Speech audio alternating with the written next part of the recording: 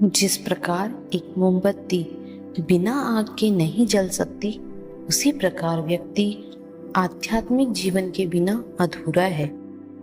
भगवान के दरबार में सभी कर्मों का लेखा जोखा रहता है। आपका कर्तव्य ही धर्म है, प्रेम ही ईश्वर है, सेवा ही पूजा है और सत्य ही भक्ति है। प्रकृति हमारी खूबसूरती, बौद्धिक, संज्ञानात्मक और यहाँ तक कि आध्यात्मिक संतुष्टि की कुंजी रखती है। सत्संग एक महान महिमा है। वह दुखों को हरता है, पापों को काटता है और जीवन को सुधारता है। खूबसूरती दिल और जमीर में होनी चाहिए। लोग बेवजह उसे शक्ल और कपड़ों में टटोलते हैं। परिपक्वता गरिमा की सीमा के भीतर अपनी भावनाओं को सोचने, बोलने और कार्य करने की क्षमता है। आपकी परिपक्वता का माप यह है कि आप अपनी कुंठाओं के बीच कितने आध्यात्मिक हो जाते हैं। दुनिया में जो कुछ भी था मेरा गुरु था। सज्जनों की संगति में आने पर कुछ समय पश्चात ही दुर्जनों में भी सज्जनता आ जाती है। ईश्वर का नाम सभी लेते हैं, परंतु ईश्वर का नाम लेने भर से ईश्वर को पाया नहीं जा सकता। एक बात पानी से सीखी जा सकती है। छोटी छोटी नदियां शोर मचाती है, परंतु महासागर शांत रहता है। जो वेद और शास्त्र के ग्रंथों को याद कर लेता है किंतु उनके यथार्थ तत्व को नहीं समझता, उसका वह याद रखना व्यर्थ है। जो बाहर की सुनता है बिखर जाता है, जो अपने अंदर की सुनता है संवर जाता है और आध्यात्मिकता अंदर से आती है। लोग कहते हैं कि पैसा रखो, बुरे वक्त में काम आएगा। मैं कहता हूँ ईश्वर पर विश्वास रखो, बुरा वक्त कभी नहीं आएगा। मैं यह कभी नहीं देखता कि क्या किया गया है, मैं केवल देखता हूँ कि क्या किया जाना बाकी है। इंसान बुरा तब बनता है जब वह खुद को दूसरों से ज्यादा अच्छा समझने लग जाता है। जिस दिन हमारा मन परमात्मा को याद करने और उसमें दिलचस्पी लेना शुरू कर देता है, उसी दिन से हमारी परेशानियां भी हमें दिलचस्पी लेना बंद कर देती है। शास्त्र के अनुसार निंदा सुनने वाला भी उतना ही दोषी है जितना कि निंदा करने वाला। आध्यात्मिकता का मतलब यह नहीं है कि आप आंखें बंद करके बैठे रहे, बल्कि सत्कर्म करना ही आध्यात्मिकता है।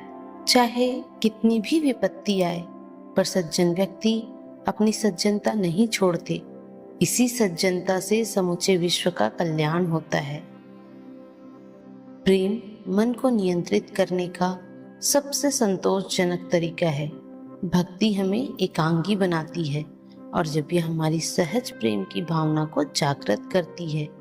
गुरु, पिता व ज्येष्ठ भ्राता जो धर्म का पालन कर हमेशा आराम की चाहत में तुम आलसी हो जाते हो, हमेशा पूर्णता की चाहत में तुम क्रोधित हो जाते हो, हमेशा अमीर बनने की चाहत में तुम लालची हो जाते हो। बहुत से लोग भूखे हैं, इसका मतलब यह नहीं कि भोजन की कमी है। ऐसा इसलिए है क्योंकि मानव के दिलों में प्यार और देखभाल की कमी है। संसार को छोड़ने से परमात्मा नहीं मिलता, परंतु परमात्मा के मिलने से दुनिया अपने आप छूट जाती है। कोई व्यक्ति चाहे कितनी भी चीजें जान ले, चाहे वो इस संसार का ज्ञान जान ले, परंतु वह स्वयं को नहीं जानता तो वह अज्ञानी है। क्रोध हमारा शत्रु है जो हमें मित्र जैसा लगता है, परंतु यह हमारे जीवन का अंत करने में समर्थ है। क्रोध एक तलवार की तेज धार की भांति है जो हमारा सब कुछ नष्ट कर सकता है। सत्य को स्थापित होने के लिए 3 चरणों से गुजरना होता है: उपहास, विरोध और अंत में स्वीकृति। कुछ लोग बहुत कुछ कहकर भी प्रभावशाली छवि नहीं बना पाते। कुछ लोग चुप रहकर भी प्रभावशाली छवि बना लेते हैं। कोई भी ऐसी समस्या जिसको सुलझाना आपके सामर्थ्य से बाहर है, लेकिन ईश्वर के सामर्थ्य से नहीं। भरोसा कीजिए। आँख से अच्छी तरह देखभाल कर पैर धरें, कपड़े से छान कर जल पिए, शास्त्र सम्मत बात कहें और मन को हमेशा पवित्र रखें। आप हमेशा सज्जनता से परिपूर्ण रहेंगे। राम सेतु पुल के निर्माण के वक्त जब सभी वानर सेना मिलकर राम नाम के पत्थरों को समुद्र में डाल रहे थे, तो उस वक्त एक छोटी सी गिलहरी भी वानरों के साथ मिलकर समुद्र में छोटे छोटे पत्थर डाल रही थी। एक बंदर की नजर उस पर पड़ी और उसने उस गिलहरी से बोला, तुम्हारे इस छोटे से पत्थर से पुल जल्दी थोड़ी ना बन जाएगी। ऐसा कहकर उसने गिलहरी को पकड़ा और दूर फेंक दिया। इस बात से गिलहरी रोने लगी और श्री राम के पास जाकर उसने सारी बात बताई। श्री राम हमेशा विनम्र रहते थे, तो उन्होंने उस बंदर को अपने पास बुलाया और उससे कहा कि तुम बड़े हो, इसलिए तुम ज्यादा बड़े पत्थर उठा सकते हो। इसका मतलब ये नहीं सिर्फ तुम ही काम करने योग्य हो। गिलहरी में जितनी शक्ति है वो उतनी ही शक्ति से काम कर रही है और उसकी योग्यता भी उतनी है जितनी तुम्हारी। और फिर श्री राम गिलहरी के ऊपर अपनी उंगलियां फिराते हैं। अपने गिलहरी के ऊपर 3 निशान देखे होंगे। कहा जाता है वो श्री राम की उंगलियों के निशान हैं। सीख हमें जो इस आध्यात्मिक स्टोरी से मिलती है, छोटी सी कहानी सिखाती है कि योग्यता और सामर्थ्य हर किसी में बराबर होती है, लेकिन फिर भी हम चीजें करना नहीं चाहते और कामयाब होने के सपने देखते रहते हैं। कामयाब होने के लिए ये मायने नहीं रखता कि आपने कितना किया, मायने ये रखता है कि आप कितना कर सकते थे। हमें कई बार ये लगता है कि हमने बहुत कुछ किया, लेकिन फिर भी हम नाकामयाब ही रहे। एक सच यह भी होता है कि हमने अपनी कैपेबिलिटीज के लायक बहुत काम किया और हम उससे ज्यादा करने की इच्छा ही नहीं रखते। एक आदमी रेगिस्तान से गुजरते वक्त बुदबुदा रहा था, कितनी बेकार जगह है ये, बिल्कुल भी हरियाली नहीं है और वो भी कैसे सकती है, यहाँ तो पानी का नामो निशान भी नहीं है। तपती रेत में वो जैसे जैसे आगे बढ़ रहा था, सब बढ़ता जा रहा था। अंत में वो आसमान की तरफ देख चिल्लाते हुए बोला, क्या भगवान, आप यहाँ पानी क्यों नहीं देते? अगर यहाँ पानी होता कोई भी यहाँ पेड़ पौधे उगा सकता था और तब ये जगह भी कितनी खूबसूरत बन जाती। ऐसा बोलकर वह आसमान की तरफ ही देखता रहा, मानो वो भगवान के उत्तर की प्रतीक्षा कर रहा हो। तभी एक चमत्कार होता है। नजर झुकाते ही उसे सामने एक कुआं नजर आता। वह उस इलाके में बरसों से आ जा रहा था, पर आज तक उसे वहां कोई कुआं नहीं दिखा था। वह आश्चर्य में पड़ गया और दौड़कर कुएं के पास गया। कुआं लबालब पानी से भरा था।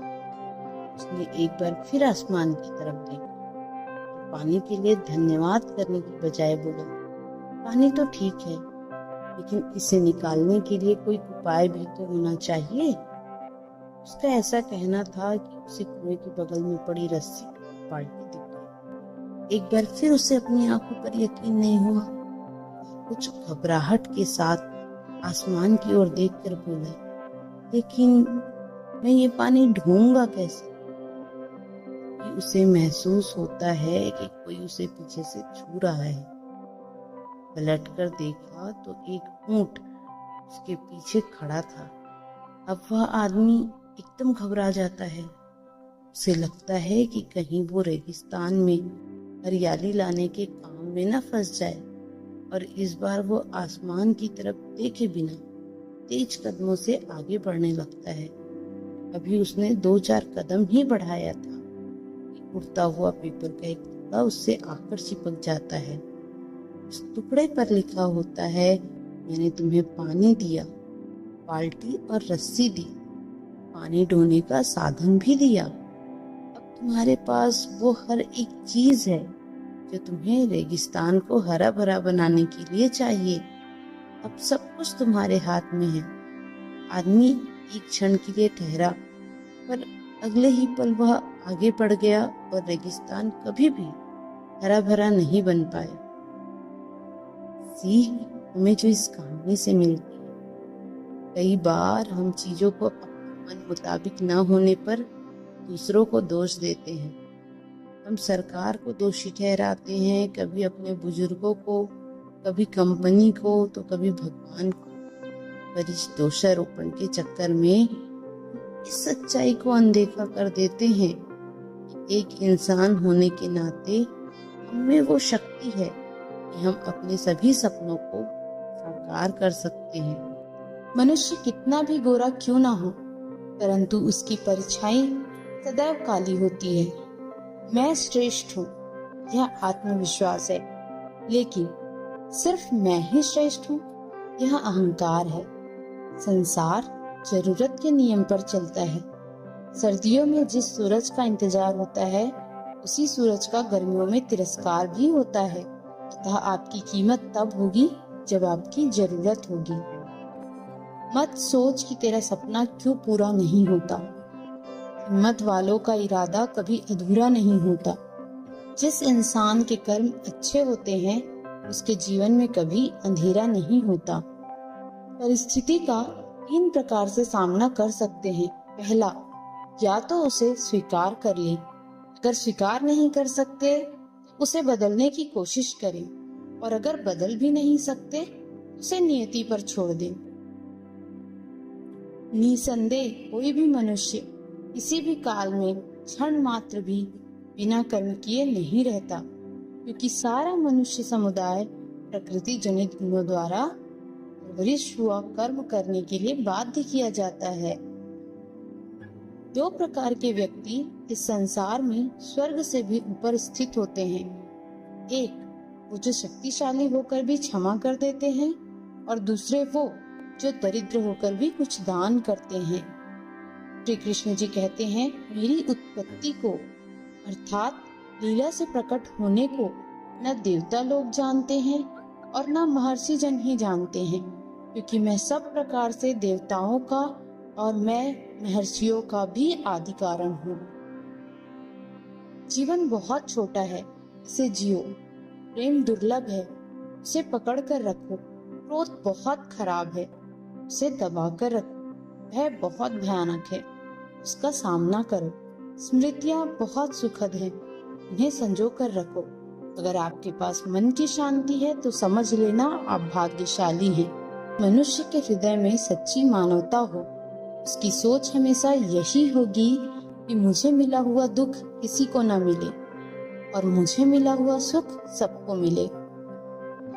परेशानी आए तो ईमानदार रहें, धन आ जाए तो सरल रहें, अधिकार मिलने पर विनम्र रहें और क्रोध आने पर शांत रहें। यही जीवन का प्रबंधन कहलाता है। घमंड भरी बातें करके किसी का दिल नहीं दुखाना चाहिए, क्योंकि समय घमंड भी तोड़ देता है और बात करने लायक भी नहीं छोड़ता। मिट्टी का गीलापन जिस तरह से पेड़ की जड़ को पकड़ कर रखता है, ठीक वैसे ही मनुष्य का मधुर व्यवहार ही रिश्तों को पकड़ कर रख पाता है। शक्कर चाहे अंधेरे में खाए या फिर उजाले में, वो तो मीठा होता ही है। उसी तरह अच्छे कर्मों को हम अनजाने में करें तो भी उसका फल मीठा ही होगा। फूंक मारकर हम दिए को बुझा सकते हैं, मगर अगरबत्ती को नहीं, कि जो महकता है उसे कौन बुझा सकता है, और जो जलता है वह खुद बुझ जाता है। नीम के पेड़ को अगर दूध और घी से भी सींचा जाए तो भी वह मीठा नहीं हो सकता। इसी तरह किसी धूर्त को कितना भी प्रेम से समझाओ, वो अपनी आदत नहीं छोड़ता। आदमी भी कितना नादान है, मंदिर में शंख और घंटे बजाता है, सोया हुआ खुद और भगवान को जगाता है। भूखे को रोटी दे नहीं सकता, मंदिर में 56 भोग लगाता है। अंधेरा दिल में है और दीप मंदिर में जलाता है। जन्म होने पर बटने वाली मिठाई से शुरू हुआ जिंदगी का यह खेल श्राद्ध की खीर पर आकर खत्म हो जाता है। यही जीवन की मिठास है, और बड़े दुर्भाग्य की बात है कि बंदा इन दोनों मौकों पे ये दोनों चीजें नहीं खा पाता। जिंदगी का क्या है, आकर नहाया और नहाकर चल दिया। ये जरूरी नहीं है कि हर रोज मंदिर जाने से इंसान धार्मिक बन जाए, लेकिन कर्म ऐसे होना चाहिए कि इंसान जहाँ भी जाए मंदिर वहीं बन जाए। समस्या देखकर जीवन में कभी हार मत मानो। क्या पता इसी समस्या के अंदर तुम्हारी एक बड़ी शुरुआत छुपी हो। अगर कष्ट बड़ा है तो कामयाबी भी बड़ी ही मिलेगी। अंधे बहरे गूंगे बनकर अपने लक्ष्य पर ध्यान देते रहो। यहाँ इतने खाली लोग हैं कि ना खुद कुछ करेंगे और ना करने वालों को करने देंगे और उनका मनोबल भी तोड़ देंगे। बुरे लोगों को छोड़कर अच्छे लोगों की तलाश करने से बेहतर है कि हम बुरे लोगों की बुरी बातों को छोड़कर उनमें अच्छी बातों की तलाश करें। जीवन में रिश्ते धागों की तरह है। जिस धागे की गांठें खुल सकती है उस धागे पर कैंची नहीं चलानी चाहिए, क्योंकि रिश्तों की छोटी छोटी खुशियां ही तो जीने का सहारा बनती है। ख्वाहिशों का क्या, वो तो पल पल बदलती है। मनुष्य कितना भी गोरा क्यों ना हो, परंतु उसकी परछाई सदैव काली होती है। मैं श्रेष्ठ हूँ, यह आत्मविश्वास है, लेकिन सिर्फ मैं ही श्रेष्ठ हूँ, यह अहंकार है। संसार जरूरत के नियम पर चलता है। सर्दियों में जिस सूरज का इंतजार होता है उसी सूरज का गर्मियों में तिरस्कार भी होता है। अतः आपकी कीमत तब होगी जब आपकी जरूरत होगी। मत सोच कि तेरा सपना क्यों पूरा नहीं होता। हिम्मत वालों का इरादा कभी अधूरा नहीं होता। जिस इंसान के कर्म अच्छे होते हैं उसके जीवन में कभी अंधेरा नहीं होता। परिस्थिति का तीन प्रकार से सामना कर सकते हैं। पहला, या तो उसे स्वीकार कर लें। अगर स्वीकार नहीं कर सकते तो उसे बदलने की कोशिश करें, और अगर बदल भी नहीं सकते उसे नियति पर छोड़ दें। निसंदेह कोई भी मनुष्य किसी भी काल में क्षण मात्र भी बिना कर्म किए नहीं रहता, क्योंकि सारा मनुष्य समुदाय प्रकृति जनित गुणों द्वारा परवरिश हुआ कर्म करने के लिए बाध्य किया जाता है। दो प्रकार के व्यक्ति इस संसार में स्वर्ग से भी ऊपर स्थित होते हैं। एक, वो जो शक्तिशाली होकर भी क्षमा कर देते हैं, और दूसरे वो जो दरिद्र होकर भी कुछ दान करते हैं। मेरी उत्पत्ति को अर्थात लीला से प्रकट होने को न देवता लोग जानते हैं और न महर्षि जन ही जानते हैं, क्योंकि मैं सब प्रकार से देवताओं का और मैं महर्षियों का भी आदि कारण हूँ। जीवन बहुत छोटा है, इसे जियो। प्रेम दुर्लभ है, उसे पकड़ कर रखो। क्रोध बहुत खराब है, उसे दबा कर रखो। भय बहुत भयानक है, उसका सामना करो। स्मृतियाँ बहुत सुखद हैं, इन्हें संजो कर रखो। अगर आपके पास मन की शांति है तो समझ लेना आप भाग्यशाली हैं। इस मनुष्य के हृदय में सच्ची मानवता हो, उसकी सोच हमेशा यही होगी कि मुझे मिला हुआ दुख किसी को न मिले और मुझे मिला हुआ सुख सबको मिले। परेशानी आए तो ईमानदार रहें, धन आ जाए तो सरल रहे, अधिकार मिलने पर विनम्र रहें और क्रोध आने पर शांत रहें। यही जीवन का प्रबंधन कहलाता है। घमंड भरी बातें करके किसी का दिल नहीं दुखाना चाहिए, क्योंकि समय घमंड भी तोड़ देता है और बात करने लायक भी नहीं छोड़ता। मिट्टी का गीलापन जिस तरह से पेड़ की जड़ को पकड़ कर रखता है, ठीक वैसे ही मनुष्य का मधुर व्यवहार ही रिश्तों को पकड़ कर रख पाता है। शक्कर चाहे अंधेरे में खाए या फिर उजाले में, वो तो मीठा होता ही है। उसी तरह अच्छे कर्मों को हम अनजाने में करें तो भी उसका फल मीठा ही होगा। फूंक मारकर हम दिए को बुझा सकते हैं, मगर अगरबत्ती को नहीं, क्योंकि जो महकता है उसे कौन बुझा सकता है, और जो जलता है वह खुद बुझ जाता है। नीम के पेड़ को अगर दूध और घी से भी सींचा जाए तो भी वह मीठा नहीं हो सकता, इसी तरह किसी धूर्त को कितना भी प्रेम से समझाओ, वो अपनी आदत नहीं छोड़ता। आदमी भी कितना नादान है, मंदिर में शंख और घंटे बजाता है, सोया हुआ खुद और भगवान को जगाता है। भूखे को रोटी दे नहीं सकता, मंदिर में 56 भोग लगाता है। अंधेरा दिल में है और दीप मंदिर में जलाता है।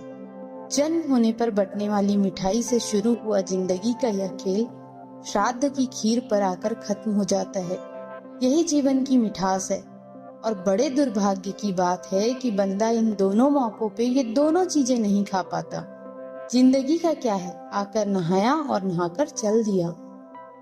ये जरूरी नहीं है कि हर रोज मंदिर जाने से इंसान धार्मिक बन जाए, लेकिन कर्म ऐसे होना चाहिए कि इंसान जहाँ भी जाए मंदिर वहीं बन जाए।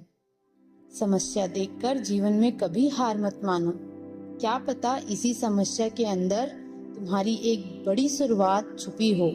अगर कष्ट बड़ा है तो कामयाबी भी बड़ी ही मिलेगी। अंधे बहरे गूंगे बनकर अपने लक्ष्य पर ध्यान देते रहो।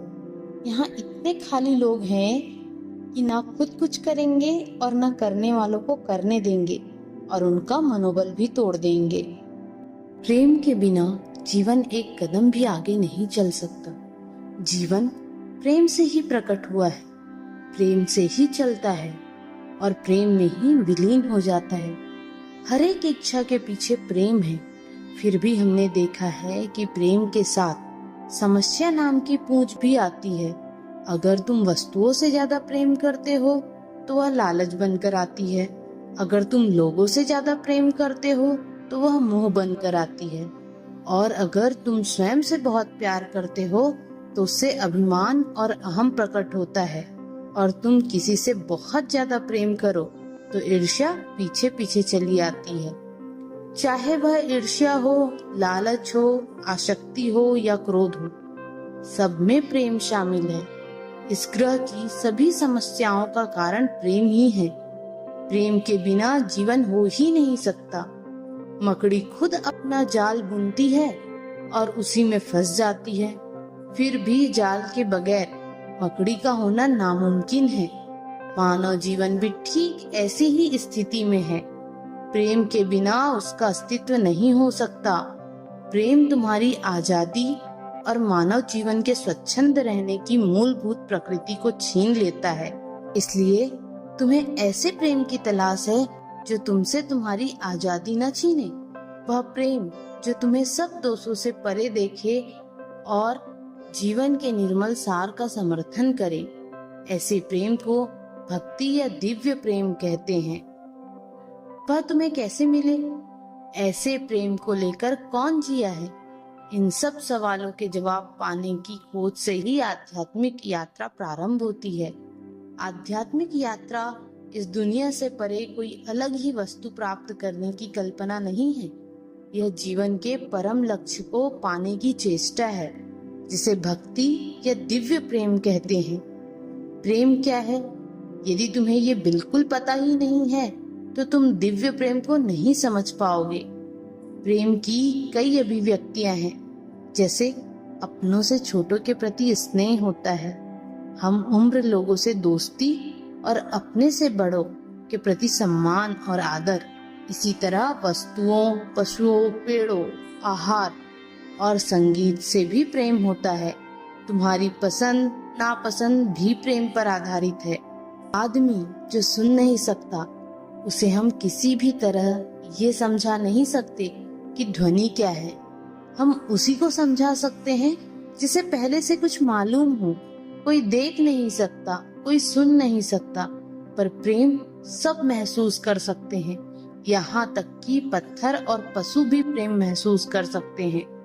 कैसे बिल्लियां तुम्हारे पास आकर म्याऊ बोलते हुए घुरघुराने लगती है, ते भी प्रेम अभिव्यक्त करते हैं। वे तुम्हारे आगे पीछे भागते हुए अपनी पूंछ हिला हिलाकर अपना प्यार व्यक्त करते हैं। वे सब जगह कूदते फिरते हैं। जब तुम 2 दिन बाहर जाकर घर वापस आते हो, वे पागल हो जाते हैं। बस तुम्हें देखकर उनकी समझ में नहीं आता कि वे क्या करें। वे तुम्हारे चारों ओर भागते हैं। यानी बिना कोई अपवाद के भी सभी में प्रेम महसूस करने की क्षमता है। तुम जीवन में प्रेम से बच नहीं सकते। प्रेम अटल और अमर है। प्रेम हो जाना और प्रेम टूट जाना बहुत आसान है। एक दिन तुम्हें प्यार हो जाता है और 2 महीने बाद ऐसा लगता है कि वो प्यार टूट गया। लेकिन दिव्य प्रेम कभी नहीं बदलता, वह अमर है, उसके साथ कोई शर्त नहीं जुड़ी हुई है। ये उस परम प्रेम के लक्षण हैं जिसमें तुम्हारी अंदर एक गहरी उत्कंठा, एक तीव्र अभिप्सा जन्म लेती है। मुल्ला नसीरुद्दीन की एक कहानी है। वह एक लड़की से प्रेम करता था, पर शादी उसने किसी और से की। किसी ने पूछा, मुझे लगा तुम किसी और से प्रेम करते थे। मुल्ला ने कहा, हाँ, पर मुझे उससे शादी नहीं करनी है, नहीं तो मेरा प्रेम गायब हो जाएगा। हम प्रेम करते हैं और प्रेम तोड़ते हैं, क्योंकि हमें परम प्रेम के बारे में, भक्ति के बारे में मालूम नहीं है। केवल भक्ति द्वारा ही पूर्णता मिलती है। पूर्णता के 3 स्तर हैं। कर्मों में पूर्णता, तुम्हारी वाणी में पूर्णता और तुम्हारे मन में तुम्हारे अस्तित्व की पूर्णता। कई लोग कर्म में उत्तम होते हैं, पर जरूरी नहीं कि उनकी भावना, उनकी वाणी अच्छी हो। कुछ लोगों की भावना अच्छी होती है, पर कर्म सही नहीं होते। कर्म देशों के लोगों में तुम पाओगे कि वो बहुत अच्छा महसूस करते हैं, बहुत सुंदर बोलते हैं, लेकिन जब काम करने की बात आती है तो वह होता नहीं है। ठंडी जलवायु के देशों में काम हो जाते हैं, पर वे अंदर से बड़े शक, हठी और कभी कभी क्रोधित व परेशान होते हैं। लेकिन सिद्ध वही है जो मन, वचन और कर्म से पूर्ण हो। तुम कभी भी किसी भी कर्म को 100% सही नहीं कर सकते, पर तुम अपने स्वभाव में 100% सही रह सकते हो। इसे सिद्ध कहते हैं, और सिर्फ प्रेम ही ये पूर्णता ला सकता है। जमीन पर बैठकर क्यों आसमान देखता है, पंखों को खोल जमाना सिर्फ उड़ान देखता है। लहरों की तो फितरत ही है शोर मचाने की, मंजिल उसी की होती है जो नजरों में तूफान देखता है। हर पतंग जानती है अंत में कचरे में ही जाना है, लेकिन उससे पहले हमें आसमान छूकर दिखाना है। घोंसला बनाने में यूं मशगूल हो गए, उड़ने को पंख है हम ये भी भूल गए। उठो जागो न रुको तब तक ना हो जाए लक्ष्य प्राप्त। पृथ्वी पर कोई भी व्यक्ति ऐसा नहीं है जिसको समस्या ना हो, और पृथ्वी पर कोई समस्या ऐसी नहीं है जिसका कोई समाधान ना हो। समस्या के बारे में सोचने से बहाने मिलते हैं, समाधान के बारे में सोचने पर रास्ते मिलते हैं। जिंदगी को आसान नहीं, बस खुद को मजबूत बनाना पड़ता है। उत्तम समय कभी नहीं आता, समय को उत्तम बनाना पड़ता है। समय और स्थिति कभी भी बदल सकती है, अतः कभी किसी का अपमान न करें और ना ही किसी को तुच्छ समझें। आप शक्तिशाली हो सकते हैं, पर समय आपसे अधिक शक्तिशाली है। समय इंसान को सफल नहीं बनाता, समय का सही इस्तेमाल इंसान को सफल बनाता है। दुष्ट इंसान की मीठी बातों पर कभी भरोसा मत करो, वह अपना मूल स्वभाव कभी नहीं छोड़ सकता। जैसे शेर कभी हिंसा नहीं छोड़ सकता। छोटी सोच शंका को जन्म देती है, बड़ी सोच समाधान को। सुनना सीख लो तो सहना सीख जाओगे, और सहना सीख लिया तो रहना सीख जाओगे। अंधेरे में अपनी छाया भी साथ नहीं देती, बुढ़ापे में अपनी काया भी साथ नहीं देती। सारा जीवन दांव पर लगा दिया जिसके लिए, अंत समय में वो माया भी साथ नहीं देती। जो हम दूसरों को देते हैं वही हमें वापस मिलता है, फिर चाहे वो सम्मान हो या धोखा।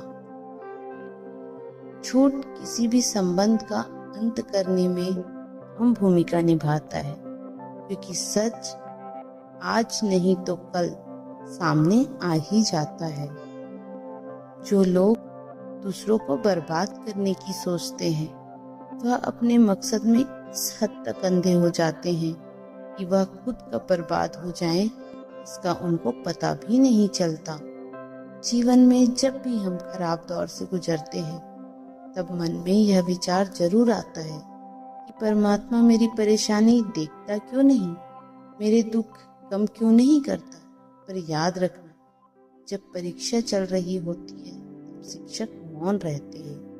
गीता में लिखा है, अपनी पीड़ा के लिए संसार को दोष मत दीजिए, अपने मन को समझाइए। तुम्हारे मन का परिवर्तन ही तुम्हारे दुखों का अंत है। अहंकार ना कीजिए।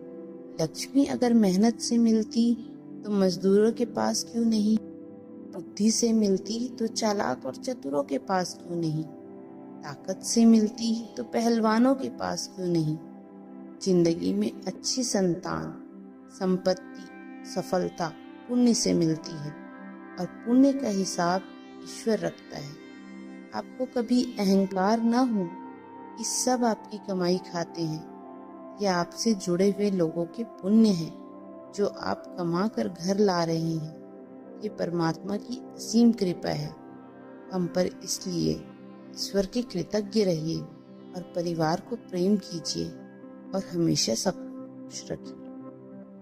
जो धोखा खाने और दुख मिलने के बाद भी गलत रास्ते पर नहीं जाता और ईमानदारी से अपना कार्य करता रहता है, ऐसा इंसान भगवान को सबसे अधिक प्रिय है। अंत में ऐसे व्यक्ति की जीत निश्चित है। जब बारिश होती है तो सभी जीव बारिश से बचने के लिए छुप जाते हैं, परंतु बाज एक ऐसा पक्षी है जो बारिश से बचने के लिए बादलों के ऊपर उड़ने लगता है। यही अंतर है हारने और जीतने वालों में। जो व्यक्ति अपनी सोच छोटी रखता है उसके लिए समस्या बड़ी हो जाती है, और जो व्यक्ति अपनी सोच बड़ी कर लेता है उसके लिए जीवन की सारी समस्याएं छोटी हो जाती है। चलो नेकी के कुछ बेर चुन ले, तभी तो काम आएंगे। हम सबकी झोपड़ी में भी अभी तो राम आएंगे।